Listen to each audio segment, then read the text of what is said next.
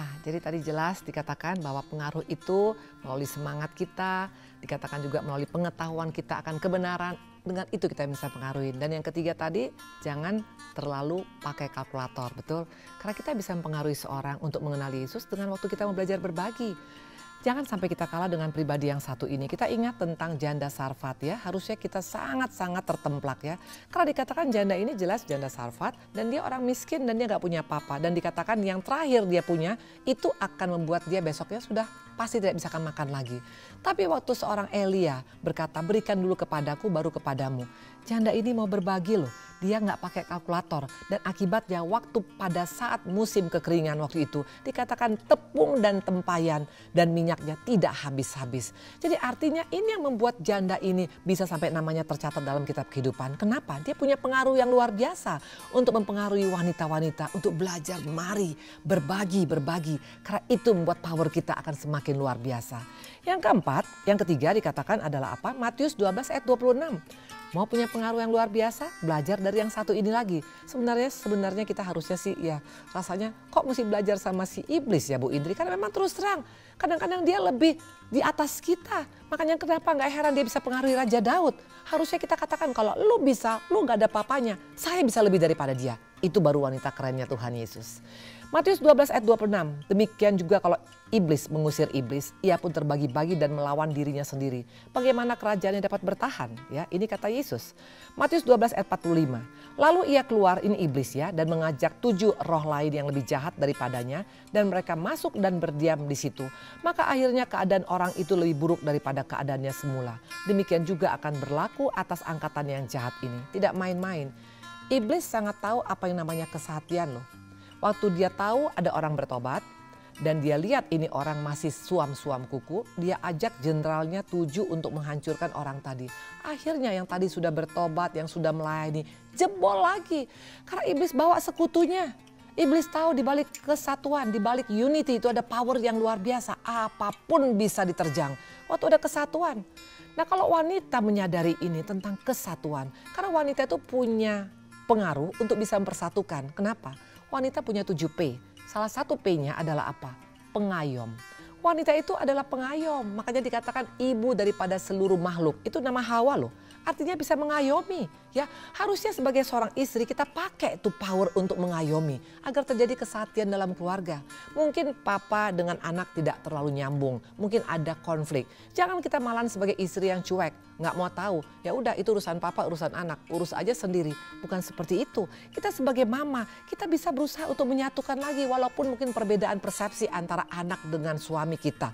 Jangan pernah tidak mau tahu, jangan pernah cuek, harus menjadi pengayom sehingga terjadi kesatuan dalam keluarga. Karena di balik keluarga yang bersatu itu ada power yang luar biasa. Mana buktinya? Dikatakan seperti ini, coba kita buka ya. Kita buka waktu keluarga bersatu, Matius 18 ayat 19. Dan lagi aku berkata kepadamu jika 2 orang daripadamu di dunia ini sepakat. Ini bicara tentang unity, kesatuan. Hanya 2 orang saja loh.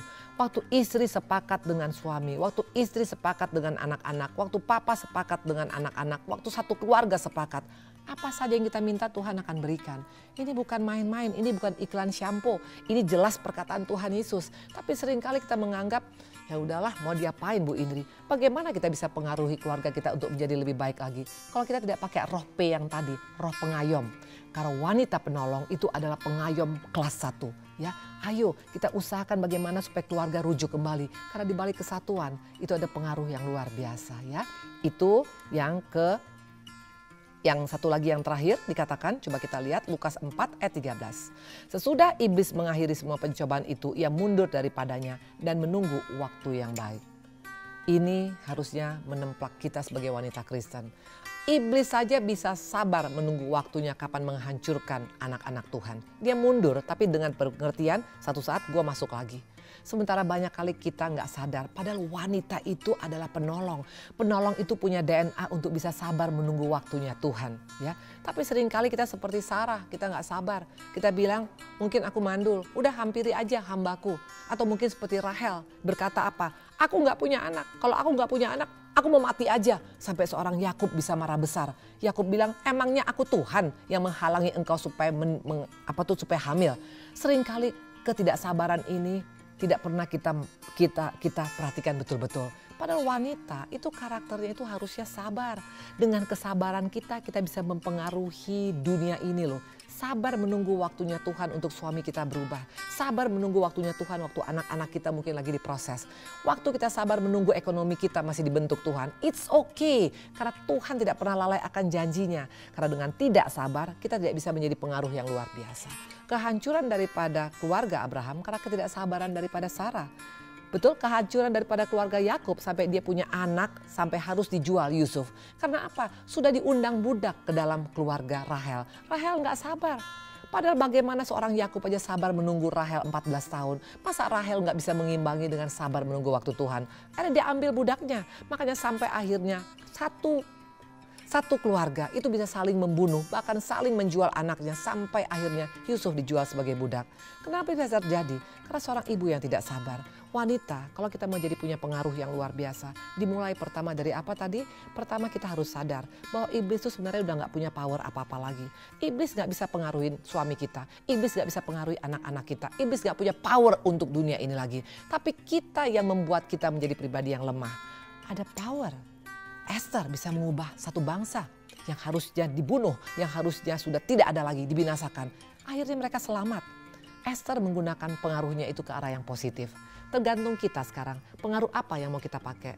Negatif seperti Delila, negatif seperti Hawa, atau mau positif seperti Esther. Bagaimana caranya? Ada tadi 4 poin. Yang pertama tadi melalui apa? Melalui tadi dikatakan kesabaran kita. Waktu kita sabar menunggu waktunya Tuhan, kita nggak terpengaruh dengan kalender dunia kita, maka kita pasti akan bisa menikmati masalah kita, menikmati proses kehidupan keluarga kita. Yang kedua dikatakan harus kita punya pengetahuan akan Tuhan. Jangan bosan-bosannya menggali firman Tuhan. Waktu ada pendalaman Alkitab ikut, waktu ada seminar ikut, supaya kita semakin mengerti siapa Yesus yang kita sembah. Karena dengan pengertian yang benar kita bisa menangkis serangan iblis. Dan yang berikutnya dikatakan tadi apa? Jangan pakai kalkulator. Seorang yang mau punya pengaruh yang luar biasa itu harus mau belajar berbagi. Gak bisa hanya memikirkan diri sendiri saja. Dan yang terakhir dikatakan harus semangat. Karena semangat itu adalah aura yang positif. Dengan semangat kita bisa membangun dunia ini. Dengan semangat kita bisa membangunkan jiwa-jiwa yang tidur di luar sana. Karena orang akan melihat kok beda ya dia. Padahal dia sakit loh. Tapi semangatnya luar biasa. Jangan kita pakai sakit kita membuat kita tidak bisa semangat. Jangan kita pakai keluarga yang hancur membuat kita tidak bisa bangkit. Siapa bilang? Waktu Tuhan bertemu dengan orang lumpuh, dia tidak berkata, ayo sekarang ikut terapi. No, dia katakan bangkit, bangun, angkat tilammu berjalan. Dan dia menjadi pribadi yang luar biasa.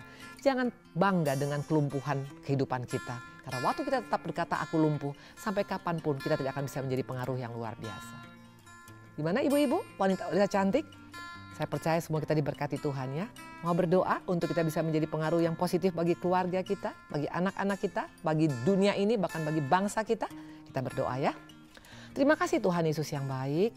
Pengertian yang benar kami sudah dengar dan kami percaya kami mau praktekkan. Kami mau bangkit Tuhan, kami mau praktekkan bahwa ternyata kami adalah pribadi yang punya DNA Yesus. Karena kami adalah pribadi-pribadi yang punya pengaruh yang luar biasa. Mampukan kami Tuhan, dengan kekuatan Roh Kudus kami pasti bisa. Dalam namamu kami mengucap syukur, haleluya, amin. Saya Evangelis Dr. Indri Pardede Arya dari Sungai Suka Cita Ministry by Love. Shalom.